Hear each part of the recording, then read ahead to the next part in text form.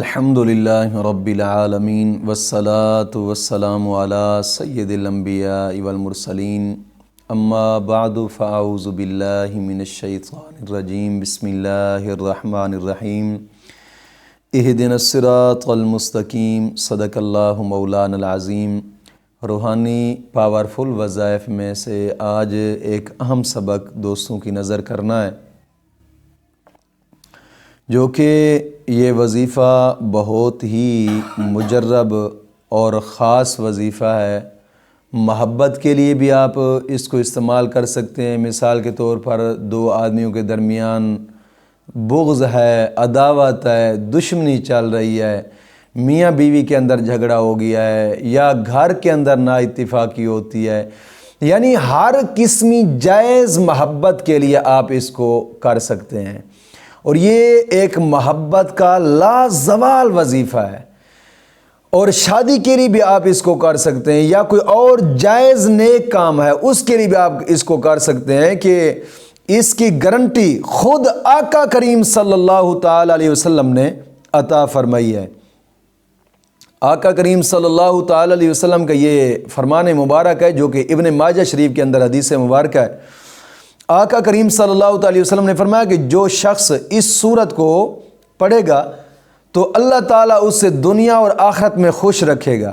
دوسرا انعام اس کو یہ دے گا کہ اس کی افلاس کو دور کر دے گا، اور تیسرا انعام اس کو یہ دے گا کہ وہ جس مشکل کے لیے پڑھے گا مولا کریم اس کی مشکل آسان فرما دے گا، اور چوتھا انعام اس کو اللہ تعالیٰ یہ عطا فرمائے گا کہ اس سورت کو جو پڑھنے والا ہوگا مولا کریم اس کو ہر مصیبت سے دور فرمائے گا۔ اور ایک حدیث پاک میں آتا ہے کہ جو شخص اس سورت کو 1 سال تک روزانہ نماز فجر کے بعد 1 مرتبہ پڑھتا ہے، مولا کریم اس کے رزق میں اضافہ فرمائے گا۔ اور ایک حدیث پاک میں آتا ہے کہ اگر کوئی شخص اس سورت کو نماز تہجد کے ٹائم پڑھتا ہے روزانہ 1 مرتبہ، مولا کریم اس کو آقا کریم صلی اللہ تعالی علیہ وسلم کی زیارت عطا فرمائے گا خواب کے اندر۔ اور یہ سورت بہت ہی اہم سورت ہے، اور ایک حدیث پاک میں آتا ہے آقا کریم صلی اللہ علیہ وسلم نے فرمایا کہ میرے امتیو، تمہیں جتنی بھی بڑی مشکل ہو اس سورت کو پڑھیں، انشاءاللہ العزیز انشاءاللہ العزیز وہ ہر حال میں مشکل حل ہوگی۔ اس سورت کو میں پڑھنے کا طریقہ کار آپ دوستوں کو بتاتا ہوں، جو بزرگان دین نے اپنے اپنے طریقے سے اس سورت کو پڑھا اور الحمدللہ مجرب پایا اس سورت کو۔ تو میں اس سورت کو بتانے سے پہلے بتاتا چلوں کہ ہر وظیفے کی چند شرائط ہوتی ہیں، اس کی بھی شرائط ہیں۔ سب سے پہلی شرط کہ آپ نماز کی پابندی کریں، اور ہر نماز کے بعد 11 مرتبہ کلمہ طیبہ اور 11 مرتبہ درود پاک، یہ اشد ضروری ہے۔ اور دوسری شرط اس وظیفے کی ہے کہ اپنے تمام گناہوں سے توبہ کریں اور آئندہ گناہ نہ کرنے کا پختہ عزم کریں۔ اور تیسری شرط یہ ہے کہ روزانہ نماز فجر کے بعد کم از کم 2 رکوع قرآن پاک کی تلاوت کے لازمی کریں۔ کچھ دوست پوچھتے ہیں اگر صبح کے ٹائم نہیں کر سکتے، اگر صبح کے ٹائم نہیں کر سکتے، دوپہر کے وقت، ظہر کے بعد، عشاء کے بعد، عصر کے بعد، مغرب کے بعد، 24 گھنٹے میں کسی بھی وقت قرآن کریم کی تلاوت لازمی کریں۔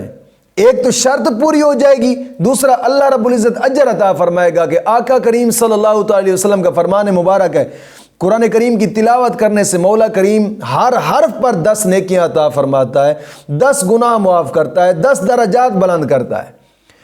اور یہ بھی حدیث مبارکہ آقا کریم صلی اللہ علیہ وسلم نے فرمایا کہ قرآن کریم کی تلاوت کرنے کے بعد تم جو بھی دعا مانگو مولا کریم تمہاری دعا کو قبول فرمائے گا۔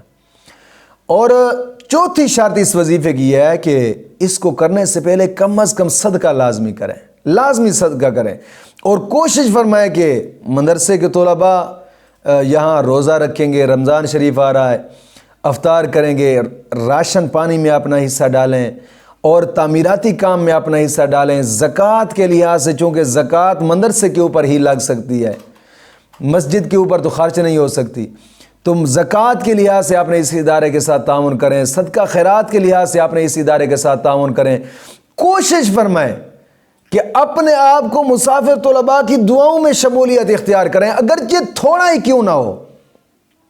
اس کا ثواب جب آپ قبر میں دیکھیں گے نا، وہاں پچھتاوا ہوگا کہ کاش کہ یار پوری زندگی کی جمع پونجی اس راستے پہ لگا دیتے۔ حدیث پاک میں آتا ہے جو لوگ دنیا میں رہ کر قرآن کی حفاظت کرتے ہیں مولا کریم قبر کے اندر جہنم کی آگ سے ان کو محفوظ فرمائے گا۔ تو کوشش فرمائیں زکوٰۃ کے لحاظ سے، صدقہ خیرات کے لحاظ سے اپنے اس ادارے کے ساتھ تعاون لازمی کریں۔ آپ سکرین پر دیکھ رہے ہوں گے allied bank account, jazz cash account, easy پیسہ اکاؤنٹ آپ لوگوں کو نظر آ رہا ہوگا۔ کوشش فرمائیں کہ اس مقدس کام کے اندر اپنا حصہ ڈال کر اپنی آخرت کو لازمی سنواریں۔ تو یہ شرائط تھی، ان شرائط کے ساتھ آپ اس وظیفے کو کریں انشاءاللہ۔ میں گارنٹی سے کہتا ہوں کیونکہ یہ میرے نبی کا فرمان مبارک ہے، میں گارنٹی سے کہتا ہوں آپ جہاں چاہیں گے وہیں پہ شادی ہوگی، اور آپ جس مقصد نیک کے لیے کریں گے انشاءاللہ اس میں کامیابی حاصل ہوگی انشاءاللہ العزیز۔